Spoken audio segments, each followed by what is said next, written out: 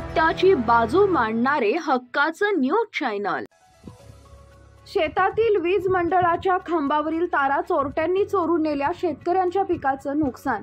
चाळीसगाव शिवारातील शेतातील विजेच्या खांबावर असलेल्या तारा अज्ञात चोरट्यांना रात्रीच्या वेळेस पूर्णपणे चोरून नेल्या असून यामुळे कडाक्याच्या उन्हात विद्युत पुरवठा होत नसल्याने शेतकऱ्यांचं अतोनात नुकसान होत आहे।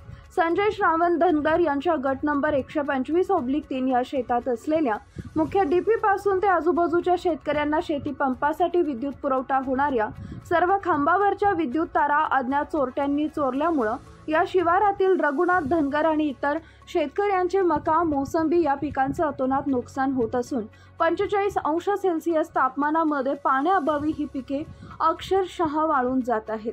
अशा प्रकारे तारा चोरून जाण्याचे प्रकार या भागात मागील वर्षापासून सतत होत आहे। त्यामुळे विद्युत वितरण कंपनीनं यावर कठोरात कठोर कारवाई करून चोरट्याचा शोध घ्यावा व शेतकऱ्यांना नुकसान भरपाई मिळावी अशी मागणी या भागातील शेतकऱ्यांनी केली आहे। अशाच ताज्या बातम्या पाहण्यासाठी सह्याद्री न्यूजला लाईक करा, सबस्क्राईब करा आणि बेल आयकॉन प्रेस करा। धन्यवाद।